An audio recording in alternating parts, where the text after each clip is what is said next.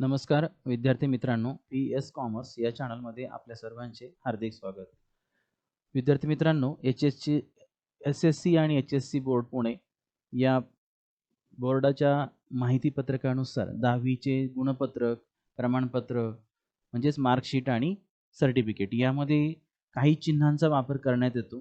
तर त्या चिन्हांचा अर्थ आपल्याला माहिती नसतो पूर्णपणे. आपण चुकीचा अर्थ लावतो कधी-कधी.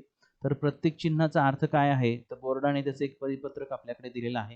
तर त्या परिपत्रकाबद्दल त्याची चिन्ह आणि त्याचे अर्थ आपण आज या व्हिडिओमध्ये पाहणार आहोत. 10वी व 12वीच्या गुणपत्रिकेत व प्रमाणपत्रामध्ये वापरण्यात येणारे चिन्ह व त्यांचे अर्थ. Symbols used in 10th and 12th grade marks, sheets and certificates and their meanings. Video number आहे PS कॉमर्स स्पेस 12023.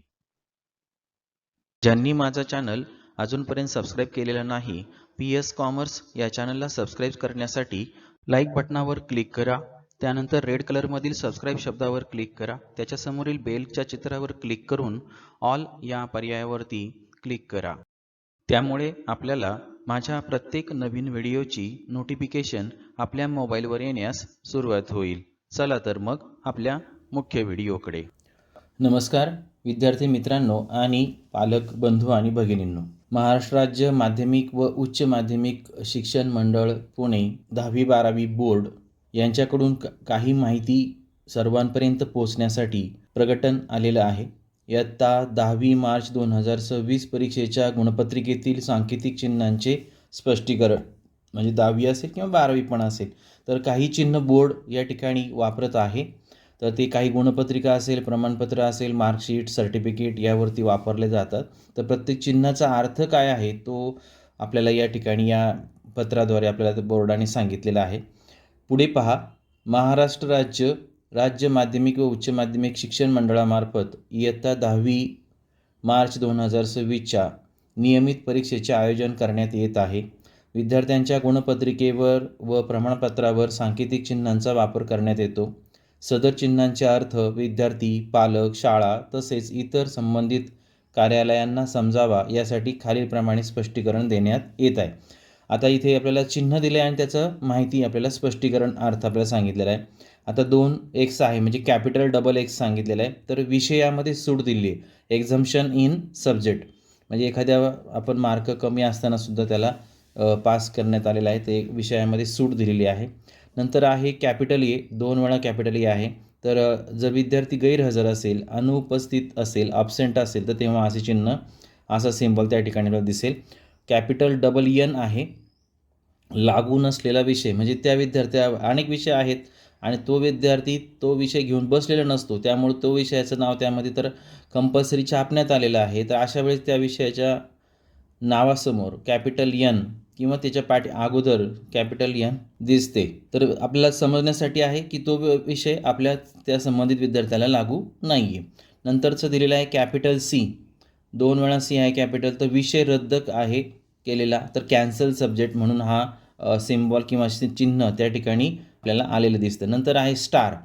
स्टार कशासाठी सांगितलं आहे त्यांनी? अतिरिक्त गुण म्हणजे ॲडिशनल मार्क. समजा जर एखाद्या विद्यार्थ्याला 35 मार्क पडण्यासाठी 2 मार्क कमी आहेत, समजा 33च पडले तर त्याला 2 मार्क बोर्ड वाढून देते. त्याला 2 मार्क वाढून दिले त्याचे मार्क 35 होतात आणि मग अशा वेळेस 35च्या जवळ हा स्टार त्या ठिकाणी आपल्याला दिसतो.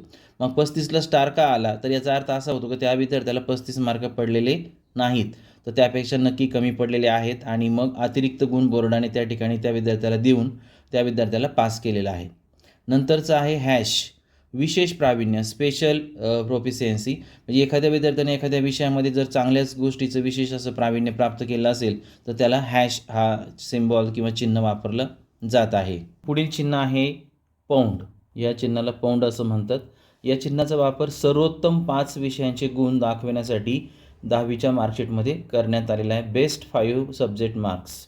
त्यानंतरचा दिसते आपला सिम्बॉल आहे 8 नंबरचा अँड सिम्बॉल आहे. तर सुधारित श्रेणी किंवा इम्प्रूव्ड ग्रेड म्हणजे एखाद्या विद्यार्थ्याला 58% पडले किंवा 68% पडले, त्यांना जर त्यांची ग्रेड वाढवायची असेल, फर्स्ट क्लास किंवा डिस्टिंक्शन करायचं असेल तर आणि त्यांनी ते केलं असेल, 58चे 60% झाले असतील, 68चे 70% झाले असतील, तर म्हणजे डिस्टिंक्शनमध्ये तो आला असेल, फर्स्ट क्लासमध्ये त्याला मध्ये मार्क मिळालेत, तर अशा वेळेस त्यावेळेस हे सिम्बॉल अँडचा सिम्बॉल वापरला जातो.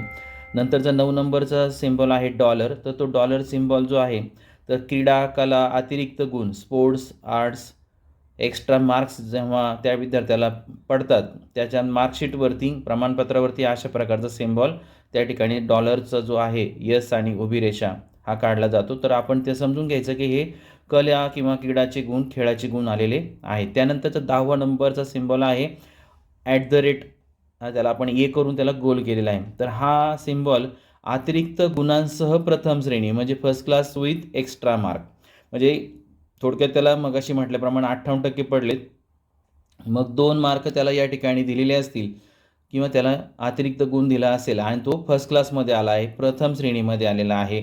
अशा वेळेस त्या विद्यार्थ्याच्या गुणपत्रकावर आणि प्रमाणपत्रावर म्हणजे मार्कशीट आणि सर्टिफिकेटवर दोन्ही ठिकाणी अशा प्रकारचा सिम्बॉल जो आहे @ हा त्या ठिकाणी वापरला जातो. तर अशा प्रकारचे विविध सिम्बॉल बोर्ड वापरतो आणि ते आपल्याला अर्थ समजण्यासाठी या व्हिडिओत तुम्हाला ही माहिती दिली आहे.